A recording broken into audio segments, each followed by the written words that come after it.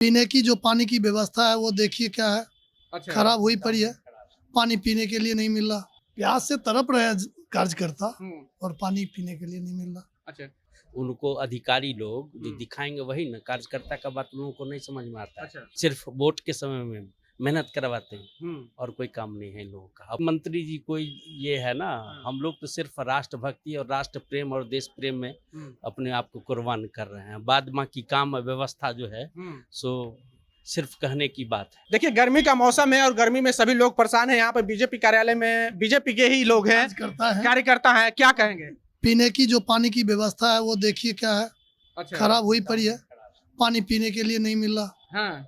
जो कार्यकर्ता बाहर से आते हैं उनको तो नहीं पता है कि पानी की व्यवस्था कहाँ है। हाँ। लेकिन जहाँ पानी की व्यवस्था है वो देखिए सामने खराब। अच्छा, यहाँ पे दिखा दीजिए मनीष जी, सामने दिखाइए। ये यहाँ जो आरओ का लगा हुआ है, जो यहाँ पे लोग खड़े हैं, वो चापाकल खराब है। अच्छा अच्छा अच्छा, ठीक है, मैं वो दिखा दूंगा। आपका नाम क्या हुआ? दीपक कुमार चौधरी। कहाँ से आए हैं आप? रोसड़ा से। अच्छा, रोसड़ा से आए हैं। आपको पता है कि बीजेपी के कार्यकर्ता है और आप बीजेपी को ही आईना दिखा रहे हैं, दिक्कत होगी। समस्या किसको कहने के लिए जाए? हाँ। अपना घर में समस्या होगा, अपने घर का समस्या घर वालों से ही तो कहें। हाँ। बहुत हौसला दिखा दिया आपने तो। हौसला दिखाने की बात नहीं है, प्यास से तड़प रहे हैं कार्यकर्ता और पानी पीने के लिए नहीं मिल रहा। अच्छा, सरकार दावा कर रही है कि हमने लगभग 99% क्षेत्रों में पेयजल यानी कि शुद्ध पेयजल पहुंचा दिया। आपको क्या लगता है? नहीं, शुद्ध पेयजल पहुंचा दिया इसके लिए कोई बात नहीं। जो कहते हैं वो करते हैं, परसेंटेज उतना नहीं है जितना वो कहते हैं। कितना आपके नजर में होना चाहिए परसेंटेज? होगा 50+। 50+ यदि हो रहा है, कह रहे हैं तो 50+ है, नहीं है ऐसी बात नहीं है। तो 99% का दावा कर रहे हैं, गलत। वो गलत है। कोई भी कह रहे हैं 99% वो गलत है। सही जमीनी नहीं है, वो कागज में। क्या बोल रहे हैं आप? जमीनी बात नहीं है, कागज का आंकड़ा अलग होता है। हाँ। और सतही बात अलग होती है। उनको अधिकारी लोग जो दिखाएंगे वही ना, कार्यकर्ता का बात लोगों को नहीं समझ में आता है। अच्छा। वो लोग अधिकारी से रिपोर्ट लेते हैं, कार्यकर्ता से फीडबैक लेते ही नहीं है। सिर्फ वोट के समय में मेहनत करवाते हैं और कोई काम नहीं है इन लोगों का। अपना मतलब सीधा नहीं, अपना काम बनता, भाड़ में जाए जनता। तो ये बताइए, कार्यकर्ता के लिए तो प्रधानमंत्री कहते हैं कि कोई मंत्री जी कोई ये है ना, हम लोग तो सिर्फ राष्ट्रभक्ति और राष्ट्र प्रेम और देश प्रेम में अपने आप को कुर्बान कर रहे हैं। बाद बाकी काम व्यवस्था जो है सो सिर्फ कहने की बात है। किस प्रकार की राष्ट्रभक्ति? अरे राष्ट्रभक्ति यही है जो अपना संस्कृति सभ्यता बचा रहे, अपना अस्तित्व बचा रहे। हम लोग तो अपने बल पे सब कुछ करते हैं। अच्छा, कौन सी पार्टी आपको लगती है कि राष्ट्रभक्त नहीं? राष्ट्रभक्त की बात नहीं है, सब तुष्टिकरण की नीति करती है। कोई नीति या जो कथनी करने में बहुत का अंतर है। हाँ। और सभी पार्टी के अपेक्षाकृत थोड़ा बहुत जो एक राष्ट्रीयता की भावना है, हम समझते हैं भारतीय जनता पार्टी में ही है। और बाद बाकी जो है ना डपोरसंखी है। और सिर्फ कहने को सब में हिंदू है, लेकिन हिंदू का परिभाषा वो नहीं जानता है। उसका बाबा दादा क्या संस्कार दिया, सिर्फ कुछ पद पैसा लोभ के चलते अलग अलग पार्टी में ज्वाइन किए हुए हैं। अपने बाप दादा या खानदान का या राष्ट्र का जो है मिट्टी पलीत करने में लगल है। हम लोग उसको बचाने में लगल हैं। प्यासों हैं लेकिन रहेंगे बीजेपी के साथ। और कहेंगे इसको ठीक करो, नहीं करेगा तो वो जानेगा। बदलेंगे लोग को, जो दायित्व जिसको दिया गया है सही से नहीं निभाएंगे तो कार्यकर्ता लाइन में खड़ा है, उनका मुंह देखने के लिए नहीं, धक्का मार के आए गएंगे। अब बीजेपी को मजबूत कर रहे हैं तो जिनको अभी माथा पर बैठा है तो पटकबो करने का दम रखते हैं। कौन सा काम आपको बीजेपी का अच्छा लगा, इस वजह से आपने बीजेपी से जुड़ा?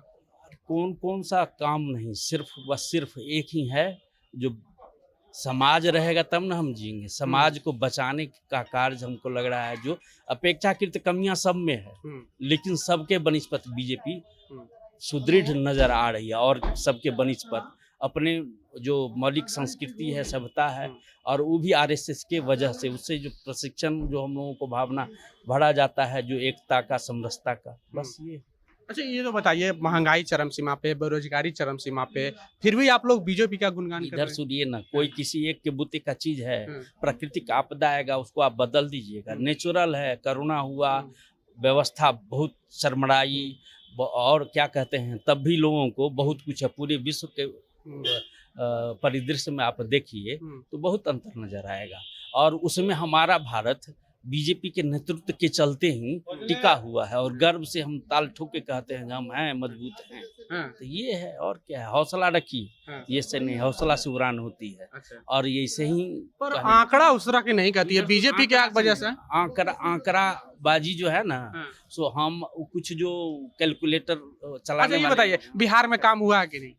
बिहार में जितना अच्छा सोच रखे थे डबल इंजन की सरकार काम करेगी, कहीं ना कहीं इस बार की जो सरकार आई है कोऑर्डिनेशन का अभाव दिख रहा है और उसका विकास पर सीधा असर है। अच्छा, यानी कि राष्ट्रवाद कहीं ना कहीं, आपने आरएसएस का जिक्र किया, आरएसएस के बारे में कहा जाता है कि आरएसएस देश तोड़ रही है हिंदू मुस्लिम कर करके।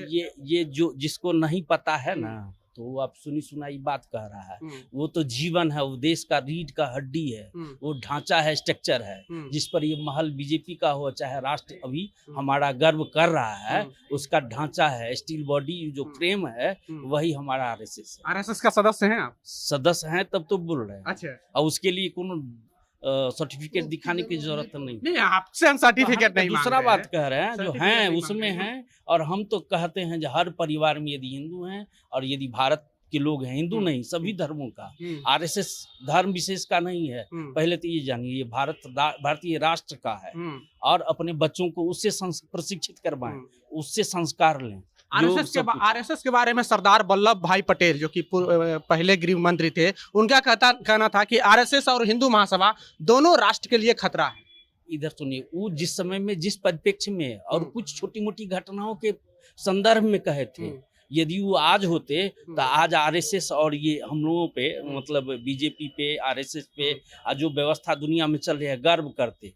आज उनकी बात कह रहे हैं तो पूरे विश्व में सबसे बड़ा प्रतिमा उनका लगाया हुआ है बीजेपी का ही, और उनके लौह पुरुष का जो पुरुषत्व है उसको हमने मान दिया है। जो विरोध करे उसका प्रतिमा लगा दो। अरे विरोध करने का मतलब नहीं है ना, उन्होंने कहा था। और आपको बता दूं आरएसएस के बारे में, 52 साल तक तिरंगा झंडा नहीं लहराया गया था आरएसएस मुख्यालय पे, कहा था कि अशुभ है, ये 3 रंग का है इसलिए अशुभ है। इधर सुनिए, ये सब जो है ना, ये सब बात में कोई दम नहीं है। दम ये है, अच्छा 52 साल तक तिरंगा क्यों नहीं लहराया? 52 साल तक नहीं, कोई यदि ये आंकड़ा बोल रहा है गलत बोल रहा है। 52 साल तक हम एक बात जानना सबसे, ये बताइए तिरंगा का मतलब 3 रंग क्यों है? 3 रंग क्यों है? और तिरंगा में केसरिया सबसे ऊपर ही क्यों है? तो जब जो सबसे ऊपर है उसको सर्वस्व कर दें तो उसमें कमजोरी क्या है, दिक्कत क्या है? सादगी और हरियाली तो ऑटोमेटिक है, सच्चाई है तो सब कुछ सब जुड़ जाएगा। अच्छा, तो यानी कि जो 52 साल तक जो 52 साल नहीं 52,000 साल तक हमारा वैदिक धर्म वो है, उसको काट करके हम लोग टुकड़ों में किए हैं, उसमें और भावनाओं के ऐड किए हैं। एक बात बताइए ना, पहले 5 गो तत्व का जिक्र होता था, आज 126 तत्व है, तो हम वो 5 गो को माने कि 26 को माने? अच्छा बताइए ना, 52 साल का मानते हैं कि नहीं, 52 साल तक तिरंगा झंडा नहीं लहराया? ये बात से इस आंकड़ा से इत्तेफाक नहीं रखते। क्यों नहीं रखते? इसीलिए जो ये सब क्या कहते हैं, बिना एक आधारहीन बात है, यानी कि ये झूठ बात है, एकदम पूरा झूठ बात। आपको कहाँ से पता चला कि ये झूठ बात है? कौन? हम आप ही से पता कर रहे हैं। जो आपका हमारा उम्र जो है 51-52 साल खुद है ना, तो उससे पहले को जानकारी के लिए बता दें कि 52 साल तक तिरंगा झंडा नहीं लहराया गया था। आपको जानकारी के लिए बता दें, जो वही तिरंगा में एक रंग है केसरिया जो सबसे ऊपर है, तो सब दिन से हम भगवा कर दिया गया। अरे भगवा को आप शब्द का अंतर है, भगवा का मतलब उसका गलत अर्थ मत लीजिए। अच्छा, है ना, यानी कि एक ही कलर लगा करके और जो है राष्ट्रभक्त की इधर कोई परिकल्पना नहीं कर रहे हैं। हम उसमें और ऐड कर सकते हैं, लेकिन सर्वोच्च ऊंचाई पर सच्चाई ही रहती है। और केसरिया है तो तिरंगा में भी सबसे ऊपर पर, और उसको उल्टा दीजिएगा तो राष्ट्रद्रोह लग जाएगा। यदि हरा को ऊपर कर दीजिएगा, केसरिया को नीचे, तो जो ऊपर है उसको ऊपर रहने दीजिए ना, बाद में यदि जो छूट रहा है उसको और लगा देंगे, जोड़ देंगे। अच्छा, तो अभी भी आप लोग तिरंगा क्यों लगाते हैं? अभी भी आपको नहीं लगाना चाहिए केसरिया? नहीं, जो ये पूरे भारत का मान सम्मान तिरंगा से जुड़ा हुआ है। और हमारा जो पहले नहीं पता था। एक बात बता, इधर सुनिए ना, पहले तिरंगा से पहले चरखा होता था, क्या है नहीं है, तिरंगा का यात्रा कैसे बना, ये आज हम लोग 75वीं जो है अमृत महोत्सव मना रहे हैं, तिरंगा यात्रा का जिक्र कर रहे हैं, तो समय के साथ उसको हमने मान दिया। तिरंगा हमारी शान है, मान है, सम्मान है, सब कुछ। तो तिरंगा इनकी शान, बान और सम्मान है, क्योंकि इन्होंने 52 साल तक आरएसएस मुख्यालय पे तिरंगा नहीं फहराया, तिरंगा को अशुभ कहा कि ये अशुभ प्रतीक है, तीन रंग का तिरंगा नहीं होना चाहिए, तीन जो है अशुभ का प्रतीक है।